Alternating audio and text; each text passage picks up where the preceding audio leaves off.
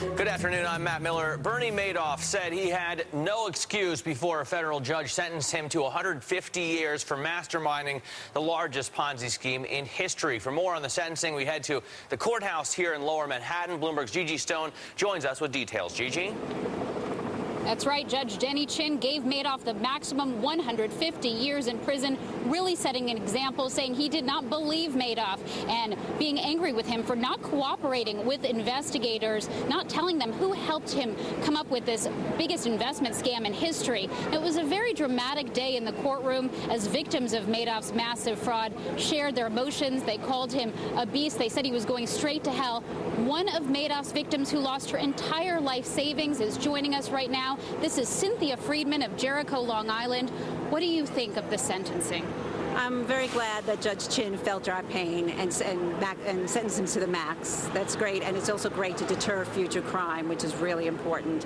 But for us personally, he's not our interest anymore. He's done all the harm he can do to us, and we've moved on to making SIPC be held responsible for what they have promised to do. Absolutely, that is the next step. How do you feel about Madoff and what he did? I have to move on from him, otherwise I couldn't function. I couldn't, move on with my life. So as I said, he's done all the harm he can to us. He's an old story for me. He rot in prison, and I have no further use for him or any of his family. And you lost your entire life savings? Tell me about that. Yes, and unfortunately, a lot of it is due to the SEC failure because my husband and his father rolled over their Kios in 1998, but because they kept getting a clean bill of health from the SEC and they didn't do their job in 2004, we put in the rest of our life savings. Had they closed them down in '99, we at least would have had that money. But they let the SEC let the scam grow from hundreds of millions to 60-some-odd billion. Have you been able to recoup any of your losses so far? No, they're not paying anything. They've only paid the few people that are actually going to get that big number they throw around. Most of us are not going to get that. Most of us are getting nothing or a fraction of that number. But they're out in the media, Picard and Harvick, throwing that large number saying Madoff victims are getting that. Not true. We are not. We'd be happy if we were getting that. We're not. And you talked about largely blaming lack of government oversight. Tell us about your T-shirt. Yes, it says the SEC failed us. They will fail you too tomorrow.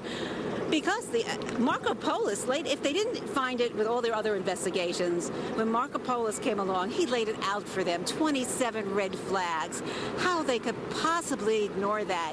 And then again, let the Ponzi scheme grow from 2000 to 2008. It probably doubled or tripled within that time.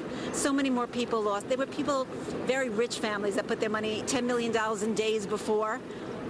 If the SEC did that job, none of that would happen. All right. Thank you for joining us. I'm so sorry for your situation. That was Cynthia Friedman of Jericho, Long Island. Many of the investors who spoke in the court today talked about blaming the government for its lack of oversight. And while Madoff's sentence gives them some solace, what they really want is their money back. Most of the victims have not been able to get even part of the money they lost with Madoff. The trustee appointed by the court to oversee Madoff's assets has been able to so far recover about $1 billion. He's suing to recoup another $10 billion, but the government says it could take up to 10 years before he's finished recovering Madoff's assets and paying back investors. Back to you. All right, Gigi, thanks very much.